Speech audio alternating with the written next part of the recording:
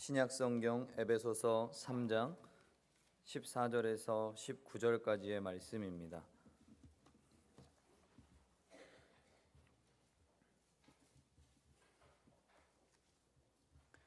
다 찾으셨으면 함께 봉독하겠습니다. 이러므로 내가 하늘과 땅에 있는 각 족속에게 이름을 주신 아버지 앞에 무릎을 꿇고 비노니 그의 영광의 풍성함을 따라 그의 성령으로 말미암아 너희 속사람을 능력으로 강건하게 하시오며 믿음으로 말미암아 그리스도께서 너희 마음에 계시게 하시옵고 너희가 사랑 가운데서 뿌리가 박히고 터가 굳어져서 능히 모든 성도와 함께 지식에 넘치는 그리스도의 사랑을 알고 그 너비와 길이와 높이와 깊이가 어떠함을 깨달아 하나님의 모든 충만하신 것으로 너희에게 충만하시기를 구하노라. 아멘. 오예배 나오신 우리 성도님들 주님의 이름으로 축복합니다. 사도 바울처럼 우리가 하나님 앞에 나와 무릎을 꿇고 빌 때마다 하나님께서 우리의 기도의 소리에 응답하시고 우리의 교회를, 우리의 가정들을 더욱더 복되게 해주시기를 주님의 이름으로 축복합니다. 여러분은 무릎을 꿇은 기억이 최근에 있으십니까? 없으시죠? 요즘은 저희가 기도할 때도 앉아서 예배를 드리기 때문에 무릎을 꿇고 기도하는 일들이 적어지고, 여러분은 나이가 많이 드셨기 때문에 부부싸움을 하셔도 무릎을 꿇는 일은 없으실 것 같습니다. 제 연애의 기억들을 떠올려 보면 무릎을 꿇었을 때 해결되지 않은 일이 없었던 것이 기억이 납니다.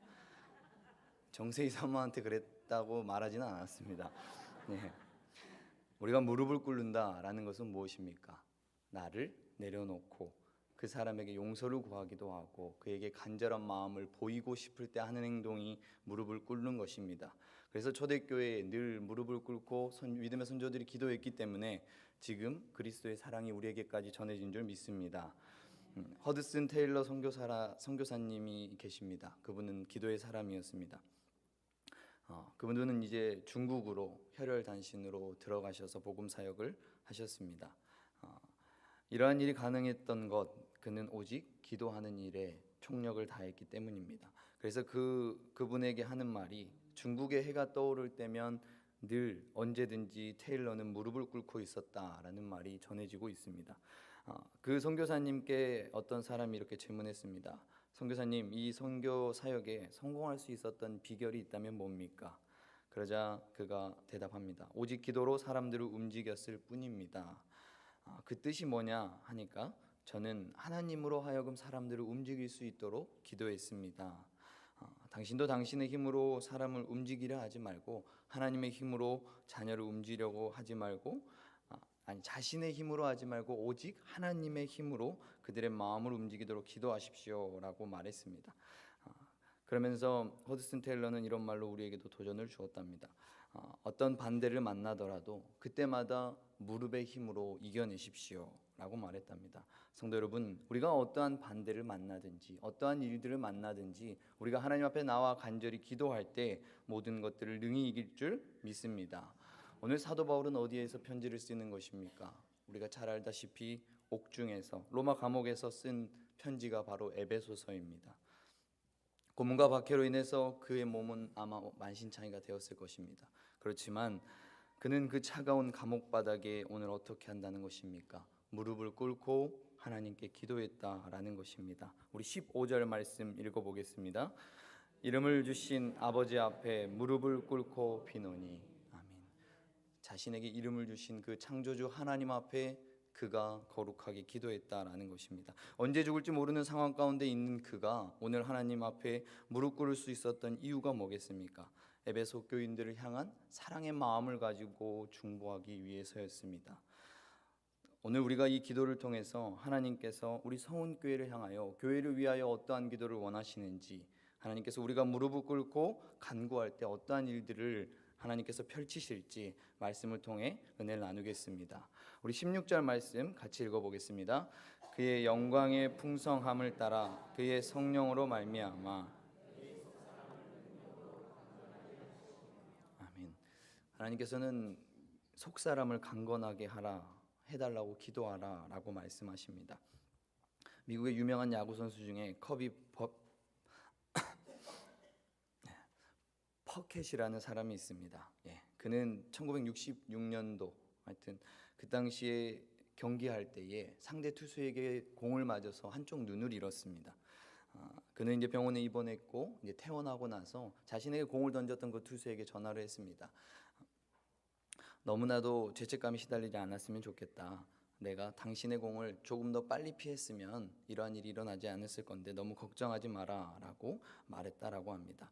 그리고 나서 하는 말이, 이제 오른쪽 눈 때문에 빠른 공을 볼 수는 없지만 하나님을 집중해서 바라보는 데는 아무런 지장이 없다. 그리고 눈이 하나일지라도 하나님께 기도의 응답을 받는 데는 아무런 지장이 없다. 그리고 아직도 나는 사랑하는 아내와 아이들을 볼 수 있는 한쪽 눈이 있다라고 말했답니다. 오늘 16절에 말합니다. 그의 성령으로 말미암아 너희 속사람을 능력으로 강건하게 하시오며 라고 말합니다. 성령이 부어주시는 강력한 힘을 우리가 공급받을 때 우리 안에 있는 속사람, 성령의 그 인도하심을 받아서 우리가 성장해야 되는 내적 자아가 더욱더 성숙하고 하나님께서 원하시는 모습으로 자라갈 줄 믿습니다. 에베소 교인들은 바울이 당하는 환난을 보며 어떻겠습니까? 낙심할 수밖에 없었습니다. 그러나 사도 바울이 말하는 것처럼 성령의 능력으로 인하여 그들의 속사람이 강건해질 때 그들이 낙심 가운데 거하는 것이 아니라 사도 바울이 기도한 대로 그리스도의 풍성한 영광에 참여하는 에베소 교인들이 되었습니다. 그러므로 우리가 사탄은 늘 우리의 속사람, 우리에게 성령의 인도하심을 방해하는 것이 사탄의 역할입니다. 그것들을 우리가 막아내고 우리의 겉사람과 함께 우리의 삶이 부패해지는 것이 아니라 우리 안에 넘쳐나는 고집과 아집으로 우리가 관계 속에서 우리의 삶을 망쳐버리는 것이 아니라 우리 안에 있는 습관적인 노예의 모습, 우리가 물질을 대하는 마음, 욕심을 가지고 있는 우리의 마음들, 양심을 우리 안에 있는 나쁜 양심들, 그러한 것들을 우리가 생각하는 것이 아니라 오늘 사도 바울이 무릎 꿇고 강건하도록 속사람의 강건함을 위해서 끊임없이 기도했던 것처럼 우리의 속사람의 강건함을 위해서 기도하는 저 여러분이 되기를 소망합니다. 그러기 위해서는 더욱더 성령을 사모해야 합니다. 성령의 능력을 통해서만이 우리가 속사람이 강건해질 수 있기 때문입니다. 하나님께서 성령의 그 인도하심을 통해서 우리의 속사람이 날마다 강건하게 해달라고 기도하는 저 여러분이 되기를 소망합니다. 두 번째는 그리스도께서 우리 마음 가운데 계시게 해달라라고 사도 바울은 기도했습니다. 우리 17절 말씀 읽어보겠습니다. 믿음으로 말미암아 그리스도께서 너희가 사랑 가운데서 뿌리가 박히고 터가 굳어져서. 아멘. 목사님께서 낮 예배 때 장미란 선수 이야기를 하셔서 깜짝 놀랐습니다. 저도 장미란 선수 예화를 준비했는데 말했다시피 장미란 선수는 하나님의 은혜로 하나님께 의지함으로써 모든 영광을 하나님께 올려드렸습니다. 그런데 2010년 1월에 그녀는 교통사고를 당하게 됩니다. 허리와 어깨 부상을 당했습니다. 역도 선수에게는 당연히 치명적인 부상이었습니다. 재활 치료를 받으면서 장미란 선수는 뭐라고 고백했냐면 하나님과 나와의 관계에 있어서 더욱더 성숙해지고 귀한 만남의 시간을 가졌다라고 말했습니다. 재충전의 시간 속에서 더욱 하나님을 붙들었다라는 것이겠죠. 그러면서 이해할 수 없었던 고난을 받아들이게 되었고 그의 마음 가운데 평안이라는 것이 찾아왔답니다. 그리고 그는 그 해 11월에 광저우 아시안 게임에서 금메달을 따게 됩니다. 그는 이렇게 고백합니다. 왜 하필 그때였냐고 탓을 하기보다는 하나님의 뜻을 구했더니 마음에 평안함이 깃드는 것을 느꼈습니다. 저희 신앙은 어머니의 영향이 큽니다. 어머니가 전도사님이신데 저를 위해 늘 기도해 주셨습니다. 그리고 어머니는 저에게 이미 될 줄로 믿습니다 라고 기도하라고 가르치셨습니다. 하나님은 기도하면 항상 길을 열어주시는 하나님이시고 제가 기도하면 항상 잊지 않고 들어주시는 분이 나의 하나님입니다 라고 고백했습니다. 성도 여러분, 이미 될 줄로 믿는다는 것은 내 안에 그리스도께서 계시다는 것을 믿는다는 것입니다. 성도 여러분, 우리 안에 누가 계십니까? 성령님이 살아서 역사하시고 그리스도의 사랑이 우리 가운데 넘치는 줄 믿습니다. 그래서 17절에 믿음으로 말미암아 그리스도께서 너희 마음에 계시게 하시옵고 라고 말하시는 것처럼 우리 마음 가운데 늘 예수 그리스도가 계심으로 말미암아 에베소 교인들이 그 신앙의 환난과 역경을 이겨낸 것처럼 우리도 믿음으로 예배드리며 믿음으로 기도할 때 하나님께서 채워주시는 은혜를 공급받는 저 여러분이 되기를 소망합니다. 마음이 믿음으로 말미암아 그리스도께서 거하시는 것이 되기 위해서는 우리의 마음이 곧 하나님의 성전이 되기를 원하신다라는 것입니다. 우리가 믿음으로 예수님께서 우리 안에 거하시고 믿음으로 우리가 행할 때 우리의 성도의 삶은 능력의 삶을 살아갈 수가 있습니다. 우리에게 닥쳐오는 그 고난을 우리가 믿음으로만이 물리칠 수 있다는 것입니다. 왜냐하면 믿음에는 능력이 있는 것이고 믿는 자에게는 능치 못할 일이 없다라고 분명히 말씀하셨기 때문입니다. 믿음으로 하지 않는다는 것은 다른 말로 그럼 뭘 말하는 거겠습니까? 우리가 죄를 짓는 것과 다름없다는 것입니다. 성도 여러분, 믿음으로 말미암아서 그리스도께서 우리의 마음에 계신 것을 깨닫고 그 예수 그리스도를 붙잡고 우리가 세상을 이기면서 하나님을 기쁘시게 하는 저 여러분이 되기를 소망합니다. 마지막은 그리스도의 사랑을 알고 깨닫게 해달라라고 기도했습니다. 우리 18절 말씀 같이 읽어보겠습니다. 능히 모든 성도와 함께 그 19절 말씀까지 읽어볼까요? 그 너비와 길이와 높이와 깊이가 어떠함을 깨달아 하나님의 모든 충만하신 것으로 너희에게 충만하시기를 구하노라. 아멘. 서두에 말했던 허드슨 테일러 선교사님께서 중국 대륙에 이제 그 책임자로 계실 때 전도를 희망하는 그 후보자들의 면접을 보셨답니다. 한 번은 이제 봉사하기로 결심한 사람들이 찾아와서 이제 면접을 보는데 질문을 했답니다. 왜 당신은 해외 선교사로 나가서 사역하기를 원하십니까? 후보자는 이제 이렇게 대답했답니다. 나는 예수 그리스도께서 우리에게 전 세계에 하나님의 복음을 전하라고 말했기 때문입니다. 라고 말했습니다. 또 다른 사람은 수백만의 사람들이 그리스도 밖에서 타락하고 있기 때문에 나는 그들에게 복음을 전하기를 원합니다. 라고 말했답니다. 그때 이제 선교사님께서 말씀하시기를 그 모든 동기들이 좋습니다. 좋지만 시험과 시련 그리고 고생 그리고 심지어 그것 가운데서 일어날 수 있는 죽음과 죽음의 순간 가운데서 당신을 구하지는 못할 것입니다. 한 가지 동기가 당신을 어려운 시험과 그 시험에서 이길 수 있게 해줄 것입니다. 그것은 바로 그리스도의 사랑입니다. 라고 대답했답니다. 성도 여러분, 그리스도의 사랑이 빠져버리면 우리의 사역이든 우리의 일이든 어디에서든지 문제가 생기게 되어 있습니다.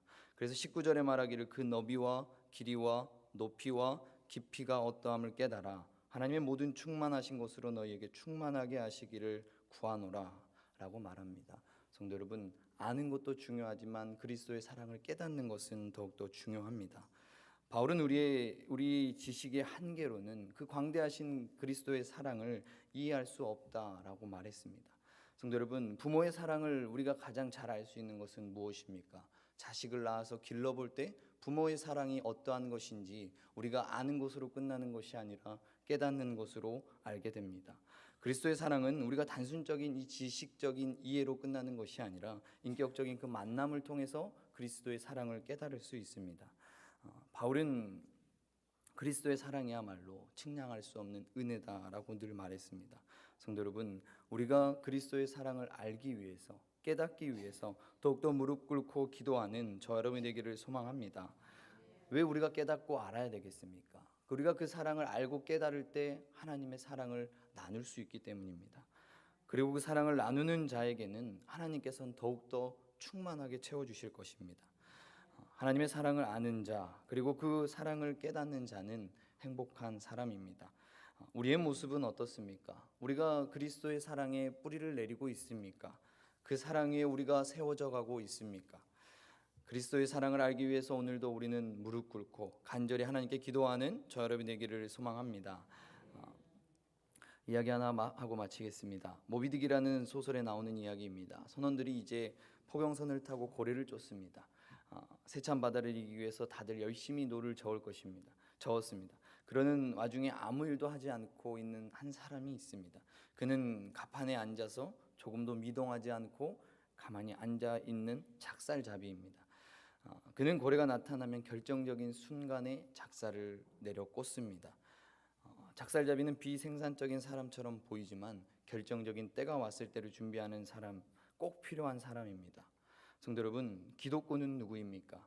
시간을 허비하는 비생산적인 사람이 아니라 결정적인 때를 준비하는 하나님의 영적인 사람입니다. 그리스도인은 이야기꾼이 아니라 말쟁이가 아니라 오로지 뭐가 되어야 된다는 겁니까? 무릎을 꿇고 하나님께 기도하는 기도꾼이 되어야 될 줄 믿습니다. 성도 여러분, 우리의 삶이 어렵습니까? 고난입니까? 하나님께서는 오늘도 우리에게 무릎 꿇고 기도하라라고 말씀합니다. 왜냐하면 하나님께서 기도할 때 일하시기 때문입니다. 기도하면 행복해지는 것이고 기도할 때 우리의 삶 가운데에 기적을 베풀어 주실 줄 믿습니다. 그것을 위해서 더욱더 새벽 제단을 쌓으시고 그 새벽 제단을 통해서 기도의 자리를 통해서 강력한 기도의 사람으로 변화되시기를 주님의 이름으로 축복합니다. 그래서 오늘 세 가지를 말씀을 나눈 것처럼 우리가 하나님 앞에 늘 속사람을 강건하게 해달라고 기도하시고 그리스도께서 내 마음에 계시도록, 그리고 마지막으로 그리스도의 사랑을 알고 깨닫게 해달라고 무릎 꿇고 기도할 때 우리의 각 가정과 성은교회 가운데 하나님께서 넘치도록 채워주시는 그 복을 받아 누리는 저 여러분이 되기를 주님의 이름으로 축원합니다. 기도하겠습니다. 하나님 감사합니다. 우리 성은교회를 위하여